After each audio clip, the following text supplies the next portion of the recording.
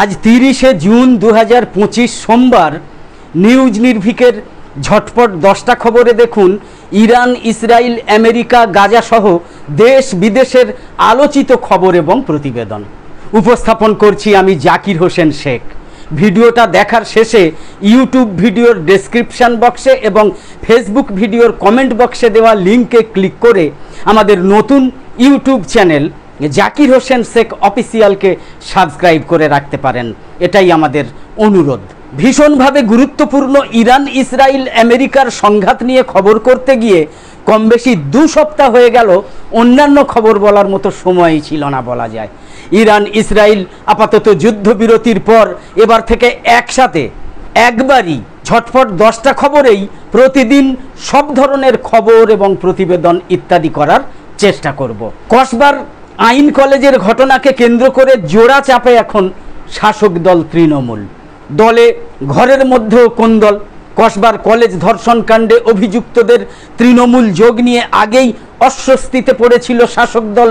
দোষীদের কঠোর শাস্তির দাবি করে সেই অস্বস্তি কমানোর চেষ্টা করেছিল তারা, এটা ঠিকই, কিন্তু সাংসদ বিধায়কের বিতর্কিত মন্তব্য এবং 2 সাংসদের কাজিয়া প্রকাশ্যে চলে আসায় এবার আরও বিড়ম্বনায় পড়ে গিয়েছে শাসক দল তৃণমূল।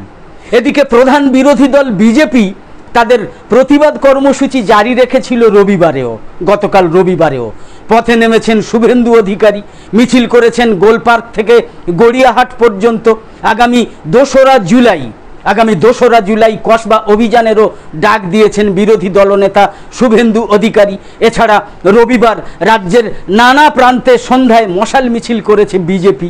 রবিবার ঘটনাস্থলে গিয়েছিল জাতীয় মহিলা কমিশনও।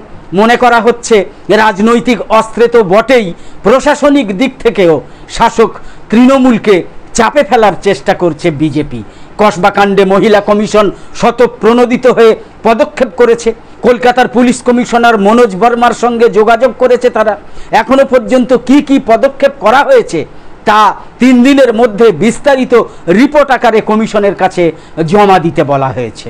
রবিবার ঘটনাস্থল পরিদর্শনের পর কমিশনের সদস্য অর্চনা মজুমদার জানিয়েছেন নির্যাতিতার বাবার সঙ্গেও তার কথা হয়েছে। নির্যাতিতার পরিবার জানিয়ে দিয়েছে তারা এই মুহূর্তে সিবিআই তদন্ত চায় না, পুলিশি তদন্তের উপরেই আস্থা রয়েছে তাদের। এই সবের মাঝেও রবিবার নিজেদের মতো করে তদন্ত এগিয়ে নিয়ে গিয়েছে রাজ্য পুলিশ, কলকাতা পুলিশ। শনিবার রাতেই ঘটনার পুনর্নির্মাণ করেছিলেন তদন্তকারীরা। নির্যাতিতাকে ঘটনাস্থলে নিয়ে যাওয়া হয়েছিল। পুলিশ সূত্রে খবর 2 ঘন্টার বেশি সময় ধরে ঘটনার পুনর্নির্মাণ হয়েছে কলেজ ক্যাম্পাসে। এরপর রবিবার নির্যাতিতা এবং অভিযুক্তদের ডিএনএর নমুনা সংগ্রহ করা হয়। ধর্ষণ কাণ্ডের তদন্তে শনিবারই একটা বিশেষ তদন্তকারী দল, স্পেশাল ইনভেস্টিগেশন টিম সিট গঠন করেছিল লালবাজার। সেই দলে আরও 4 জনকে যুক্ত করা হয়েছে। তাদের মধ্যে একজন মহিলা সাব ইন্সপেক্টর রয়েছেন। পুলিশ নিজের মতো করে কাজ করলেও শাসক দলের অন্দরে কিন্তু বিতর্ক থামছেই না। কলেজে ধর্ষণ কাণ্ড নিয়ে তৃণমূল সাংসদ কল্যাণ বন্দ্যোপাধ্যায় এবং দলীয় বিধায়ক মদন মিত্রের মন্তব্য নিয়ে বিভিন্ন মহলে সমালোচনা শুরু হতেই দূরত্ব রচনা করেছিল তৃণমূল দল। জানিয়ে দেওয়া হয়েছিল 2 নেতা যা বলেছেন তা তাদের ব্যক্তিগত মত, দলের অবস্থান নয় এটা। তাই নিয়ে ফুঁসে উঠেছিলেন কল্যাণ, পাল্টা সুরও চড়িয়েছেন সমাজ মাধ্যমে। সেই আবহে নাম না করে কল্যাণ মদনকে আবার আক্রমণ করেছেন কৃষ্ণনগরের তৃণমূল সাংসদ মহুয়া মৈত্র। সমাজ মাধ্যমে তিনি লিখেছেন, ভারতে নারী বিদ্বেষ দলের গণ্ডিতে আটকে নেই, কিন্তু তৃণমূলকে অন্যদের থেকে আলাদা করে একটাই বিষয়, আমরা এই ধরনের বিরক্তিকর মন্তব্যের প্রতিবাদ করি, তা সে যেই করুন না কেন। মহুয়া মৈত্রের এই মন্তব্য নিয়েও আবার ফুঁসে উঠেছেন কল্যাণ বন্দ্যোপাধ্যায়। তিনি বলেছেন তিনি নারী বিদ্বেষী নন, কেবল একজন নারীকেই ঘৃণা করেন, আর সেই নারী আর কেউ নন, কৃষ্ণনগরের সাংসদ মহুয়া মৈত্র। এও বলেছেন 1.5 মাসের হানিমুন শেষ করে দেশে ফিরেই কি আমার পিছনে লাগা শুরু হলো। আমি সব নারীকে সম্মান করি, কিন্তু মহুয়া মৈত্রকে ঘৃণা করি। যাকে পার্লামেন্টের এথিক্স কমিটি বহিষ্কার করেছে তাকে ঘৃণাই করি। কসবার ধর্ষণের ঘটনা নিয়ে বিতর্কিত মন্তব্যের জন্য রবিবার মদনকেও শোকজ করেছে তৃণমূল। রবিবার দলের রাজ্য সভাপতি সুব্রত বক্সী শোকজের চিঠি পাঠিয়েছেন মদন মিত্রকে। 3 দিনের মধ্যে জবাব দিতে বলা হয়েছে। চিঠিতে বলা হয়েছে, কসবাকাণ্ড নিয়ে মদন মিত্র যে মন্তব্য করেছেন তাতে জনসমক্ষে দলের ভাবমূর্তি ক্ষতিগ্রস্ত হয়েছে, তাই তাকে কারণ দর্শাতে বলা হয়েছে। কসবার সাউথ ক্যালকাটা ল কলেজে ক্যাম্পাসের ভিতরেই ছাত্রীকে ধর্ষণের অভিযোগ উঠেছে, যা নিয়ে রাজ্য রাজনীতি তোলপাড়। যে তিনজনের বিরুদ্ধে নির্যাতিতা অভিযোগ তুলেছেন তারা তৃণমূলের ছাত্র পরিষদের অর্থাৎ টিএমসিপির সদস্য। এই ঘটনার পর তৃণমূলের তরফে সাংবাদিক বৈঠক করে জানানো হয়েছিল অপরাধীদের দৃষ্টান্তমূলক শাস্তি নিশ্চিত করতে হবে। কিন্তু মদন মিত্র শনিবার বিতর্কিত মন্তব্য করে বসেন, জানান ওই ছাত্রীর একা একা কলেজে যাওয়াই উচিত হয়নি। কেন তিনি একা গিয়েছিলেন প্রশ্ন তুলেছেন বিধায়ক মদন মিত্র। রাতেই এই মন্তব্যের বিরোধিতা করে বিবৃতি দিয়েছিল তৃণমূল কংগ্রেস। বলা হয়েছিল মদনের মন্তব্য একেবারে ব্যক্তিগত, দল সেই মন্তব্য সমর্থন করে না। ওদিকে পুরীর রথযাত্রায় ও বিশৃঙ্খলা অব্যবস্থা চরমে পৌঁছয়, তারই মাসুল গুনতে হয়েছে পুরীর ঐতিহ্য রথযাত্রায় আগত পুণ্যার্থীদের। আতঙ্ক সঙ্গী হয়েছিল রথযাত্রার দিন থেকেই। প্রত্যাশার চেয়েও বেশি ভিড়ের চাপে সেদিনও পদপিষ্টের পরিস্থিতি দেখা দিয়েছিল। জখম হয়ে হাসপাতালে ভর্তি হতে হয়েছে অন্তত 600 জনকে। কপাল জোরে বড় কোনো দুর্ঘটনা সেদিন ঘটেনি, কিন্তু 48 ঘন্টার মধ্যেই ফিরে এসেছে সেই আতঙ্ক, এবার প্রাণঘাতী হয়ে। রবিবার কাক ভোরে জগন্নাথ দেবের মাসির বাড়ি গুন্ডিচা মন্দির চত্বরে পদপিষ্ট হয়ে মৃত্যু হয়েছে 3 জনের। মৃতদের মধ্যে 2 জনই মহিলা, জখম আরও অন্তত 50 জন। আশঙ্কাজনক অবস্থায় 6 জনকে পুরীর জেলা সদর হাসপাতালে ভর্তি করা হয়েছে। চিকিৎসার পরে 3 জনকে ছেড়ে দেওয়া হয়েছে বলে খবর। বিষয়টা নিয়ে সোশ্যাল মিডিয়ায় সোচ্চার হয়েছেন বহু মানুষ। ওড়িশার বিজেপি প্রশাসনের বিরুদ্ধেই অব্যবস্থার অভিযোগ উঠেছে। পরিস্থিতি এমন পর্যায়ে পৌঁছয় যে ক্ষমা চাইতে বাধ্য হয়েছেন মুখ্যমন্ত্রী মোহন চরণ মাঝি। উচ্চ পর্যায়ের বৈঠক করে পূর্ণাঙ্গ তদন্তের নির্দেশও দিয়েছেন তিনি। কয়েক ঘন্টার মধ্যে বদলি করা হয়েছে জেলা শাসক সিদ্ধার্থ শঙ্কর সোয়াইন এবং পুলিশ সুপার বিনীত আগরওয়ালকে। কর্তব্যে গাফিলতির অভিযোগে ডিসিপি বিষ্ণুপতি এবং কমান্ড্যান্ট অজয় পাধিকেও সাসপেন্ড করেছেন মুখ্যমন্ত্রী। রাজ্যের পক্ষ থেকে মৃতদের পরিবারকে এককালীন 25 লক্ষ টাকা করে ক্ষতিপূরণ ঘোষণা করা হয়েছে। গত শুক্রবার ভিড়ের চাপে রাস্তায় আটকে যায় বলরামের রথ তালধ্বজ। পিছনে থাকা দেবী সুভদ্রা জগন্নাথ দেবের রথ এগোতে পারেনি। শনিবার বিপুল ভিড় ঠেলে মাসির বাড়ি এসে পৌঁছয় 3টে রথ। প্রায় 2.5 কিলোমিটার দূর যেতে এবছর কিছুটা বেশি সময় লাগে। রবিবার ভোর 4টে নাগাদ গুন্ডিচা মন্দিরে প্রবেশের অপেক্ষায় ছিলেন জগন্নাথ, বলরাম এবং সুভদ্রা। নিয়ম মাফিক পাহুদা উপলক্ষে খুলে দেওয়া হয় রথের আচ্ছাদন। একটা সূত্রের খবর, রথে আসীন অবস্থায় মূর্তিগুলোকে দেখতে হুড়োহুড়ি পড়ে যায় ভক্তদের মধ্যে, আর তার জেরেই পদপিষ্ট হয়ে মৃত্যু হয় 3 জনের। অন্য একটা সূত্র আবার জানাচ্ছে উল্টো রথের জন্য 2টো ট্রাকে করে সামগ্রী আনা হচ্ছিল। জগন্নাথ দেবের রথ নান্দি ঘোষের কাছে সেগুলো এসে পৌঁছতেই বিশৃঙ্খলা শুরু হয়ে যায়। তারই পরিণতি এই মর্মান্তিক ঘটনা। মন্দির কর্তৃপক্ষ জানিয়েছে দেরি হওয়ায় আদব মণ্ডপ বিজে অনুষ্ঠান রবিবার পালনের সিদ্ধান্ত হয়, তারই অঙ্গ পাহুদা। এক আধিকারিক বলেছেন রাতে সাধারণত পাহুদা অনুষ্ঠিত হয় না, তবে রবিবার ভোরে রথে আসীন দেবদেবীকে দর্শনের সুযোগ পেতে সকলেই রথের কাছে যেতে চান, আর তাতেই নিরাপত্তা এবং ভিড় নিয়ন্ত্রণ ব্যবস্থা একেবারে ভেঙে পড়ে। ঘটনা নিয়ে তীব্র সমালোচনা করেছেন ওড়িশার প্রাক্তন মুখ্যমন্ত্রী নবীন পট্টনায়ক। এক্স হ্যান্ডেলে তিনি লিখেছেন, রথযাত্রার দিনে ভিড় নিয়ন্ত্রণ নিয়ে অব্যবস্থার পরেও রবিবারের এই ঘটনা সামনে এলো। প্রশাসনের পক্ষ থেকে ঘটনা নিয়ে যে ব্যাখ্যা দেওয়া হচ্ছে তা অজুহাত ছাড়া আর কিছুই নয়। বিতর্কের মাঝে স্কুলে হিন্দি ভাষা বাধ্যতামূলক সংক্রান্ত নির্দেশিকা প্রত্যাহার করে নিয়েছে মহারাষ্ট্র সরকার। রবিবার মহারাষ্ট্রের মুখ্যমন্ত্রী দেবেন্দ্র ফডনবিসের নেতৃত্বে মন্ত্রিসভার বৈঠকে এই সিদ্ধান্ত নেওয়া হয়েছে। কিভাবে ভাষা নীতি প্রণয়ন করা যায় সেটা খতিয়ে দেখার জন্য একটা কমিটি গঠনের সিদ্ধান্ত নিয়েছে মহারাষ্ট্র সরকার। জাতীয় শিক্ষানীতি 2020 অনুসারে গত এপ্রিলে মহারাষ্ট্রের মারাঠি এবং ইংরাজি মাধ্যম স্কুলগুলোতে 1ম থেকে 5ম শ্রেণী পর্যন্ত হিন্দিকে বাধ্যতামূলক 3য় ভাষা হিসাবে ঘোষণা করেছিল সে রাজ্যের সরকার, বিজেপি সরকার। তাই নিয়ে প্রশ্ন উঠতে থাকায় গত সপ্তাহেই হিন্দি বাধ্যতামূলক করার সিদ্ধান্ত স্থগিত রাখার সিদ্ধান্ত নিয়েছেন ফডনবিসেরা। এবার তা পুরোপুরি প্রত্যাহার করে নেওয়া হলো। কোটি কোটি টাকা ব্যয় করে তৈরি হয়েছে নতুন সেতু, কিন্তু উদ্বোধনের আগেই মধ্যপ্রদেশের ভোপালের নবনির্মিত সেই রেল ওভারব্রিজ নেট দুনিয়ায় একেবারে হাসির খোরাক হয়ে দাঁড়িয়েছে। কারণ নবনির্মিত এই সেতুর মাঝখানে রয়েছে একটা 90 ডিগ্রির বাঁক।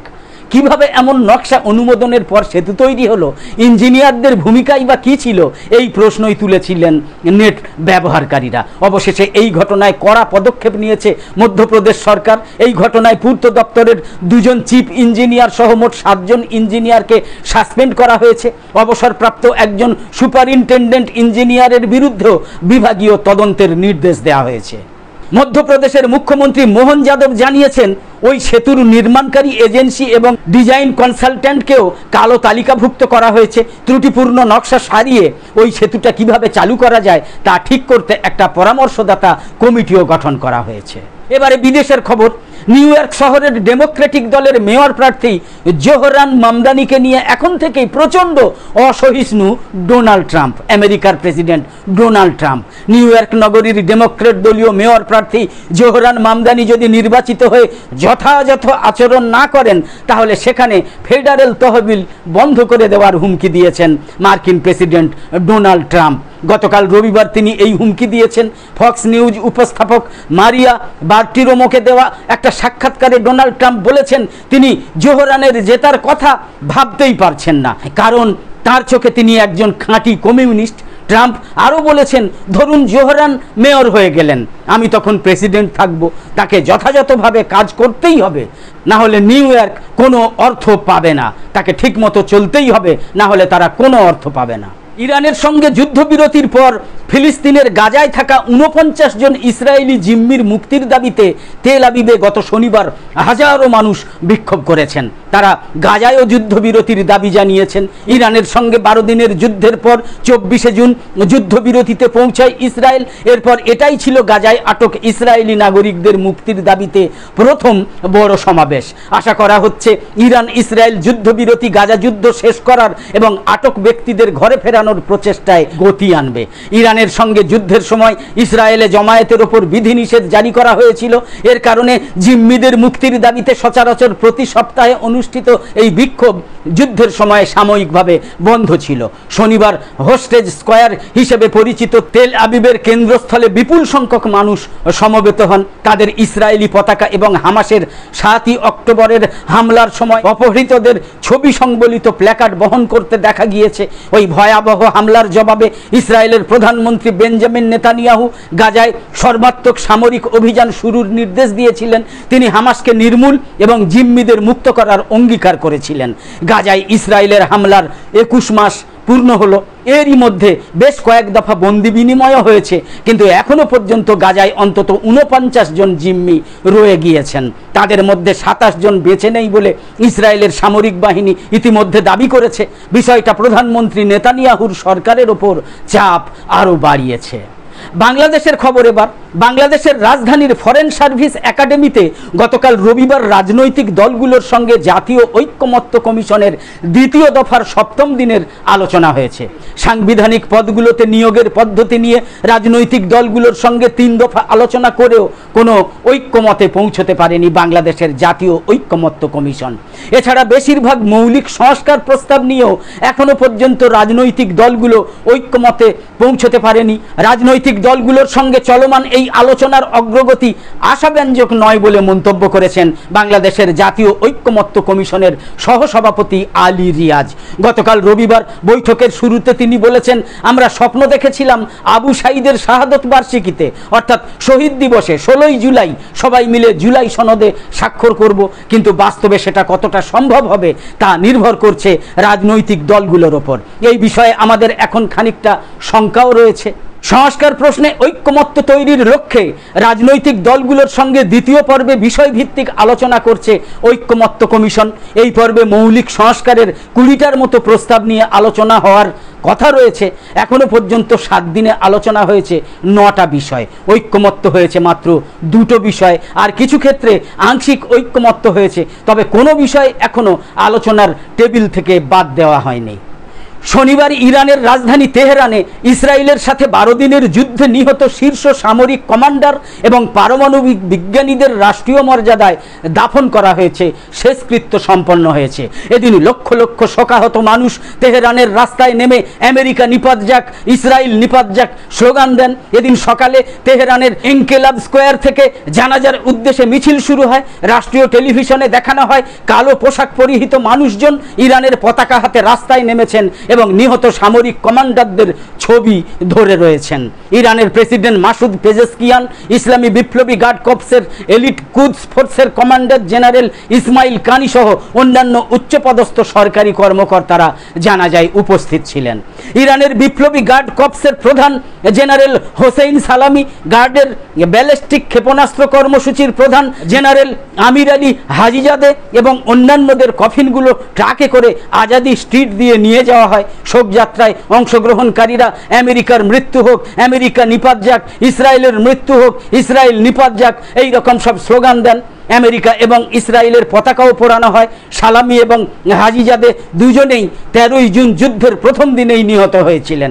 ইসরায়েল সেই সময় ইরানের শীর্ষ সামরিক নেতা, পারমাণবিক বিজ্ঞানী, ইউরেনিয়াম সমৃদ্ধকরণ স্থান এবং ব্যালিস্টিক ক্ষেপণাস্ত্র কর্মসূচিতে ব্যাপকভাবে হামলা চালিয়েছিল। নিহতদের মধ্যে ইরানের বিপ্লবী গার্ডের মেজর জেনারেল এবং সশস্ত্র বাহিনীর দ্বিতীয় সর্বোচ্চ কমান্ডার মোহাম্মদ বাঘেরিও রয়েছেন।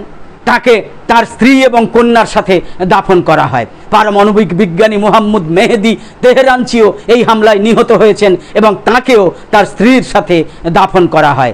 জানাজার মিছিল শুরু হওয়ার আগে কমান্ডারদের কফিনের পাশে দোয়া করেন আয়াতুল্লাহ আলী খামেনি, যা পরে রাষ্ট্রীয় টেলিভিশনে সম্প্রচার করা হয়। অন্যদিকে 29শে জুন আমেরিকার ফিলাডেলফিয়ায় বিস্ফোরণ এবং আগুনে অন্তত 3টে ভবন ধসে পড়ে এখনো পর্যন্ত একজনের মৃত্যু এবং 2 জন মহিলা আহত হয়েছেন বলে মার্কিন সংবাদ মাধ্যম এনবিসি নিউজের এক প্রতিবেদনে জানানো হয়েছে। এতে বলা হয়েছে, স্থানীয় সময় রবিবার 29শে জুন ভোরে 1900 ওয়েস্ট ব্রিস্টল স্ট্রিটে এই ঘটনা ঘটে। স্থানীয় দমকল বিভাগের ভারপ্রাপ্ত নির্বাহী প্রধান ড্যানিয়েল ম্যাককার্টি বলেছেন, একই সারিতে 3টে ভবনে বিস্ফোরণ হয়, যার ফলে আগুন লেগে যায়। দুর্ঘটনাস্থলে মানুষ আটকা পড়েছে। 2 জনকে খুঁজে বের করে হাসপাতালে পাঠানো হয়েছে। একজনের মৃত্যু হয়েছে, যদিও বিস্ফোরণের কারণ এখনো জানা যায়নি। টানা 12 দিনের সংঘাতের পর ইসরায়েলের সঙ্গে যুদ্ধবিরতিতে সম্মত হয়েছে ইরান, কিন্তু শত্রুকে বিশ্বাস করছে না তেহরান। শত্রুকে কোনো মতেই তেহরান বিশ্বাস করছে না। যে কোনো মুহূর্তে এই যুদ্ধবিরতি ভেঙে যেতে পারে বলে মনে করছে ইরান। যদি তা হয় তবে কঠোর জবাব দিতে দুবার ভাববে না ইরান রেভলিউশনারি গার্ড। এমনটাই মন্তব্য করেছেন ইরানের সেনার চিফ অফ স্টাফ আব্দুল রহিম মোসাউদি। দেশটার আধা সরকারি সংবাদ সংস্থা ফার্স এই তথ্য জানিয়েছে। রবিবার সৌদি আরবের প্রতিরক্ষা মন্ত্রী খালিদ বিন সালমানের সঙ্গে ফোনে কথা হয়েছে মৌসাবির। সেখানেই ইসরায়েলের যুদ্ধবিরতি নিয়ে তিনি সন্দেহ প্রকাশ করেছেন। সৌদির মন্ত্রীর সঙ্গে ফোনে ইরান এবং ইসরায়েলের সাম্প্রতিক সংঘাত এবং যুদ্ধবিরতির প্রসঙ্গ উঠলে মৌসাবি বলেন, যুদ্ধবিরতি সহ নিজেদের বিভিন্ন অঙ্গীকারের প্রতি শত্রু কতটা দায়বদ্ধ আমাদের তাই নিয়ে গুরুতর সন্দেহ রয়েছে। যুদ্ধবিরতি ভেঙে ইসরায়েল যদি আবারও আক্রমণ শুরু করে, মৌসুমী জবাব যদি আবার হামলা হয়, কঠোর জবাব দিতে আমরা একেবারে প্রস্তুত। তো আপাতত শেষ করছি। ইরান ইসরায়েল আমেরিকার সংঘাত পরবর্তী আপডেট খবর সহ দেশ বিদেশের আলোচিত খবর এবং প্রতিবেদন নিয়ে পরের পর্বে আবার হাজির হব আমি, জাকির হোসেন শেখ। কামনা করছি সকলে সব সময় ভালো এবং সুস্থ থাকুন। ধন্যবাদ।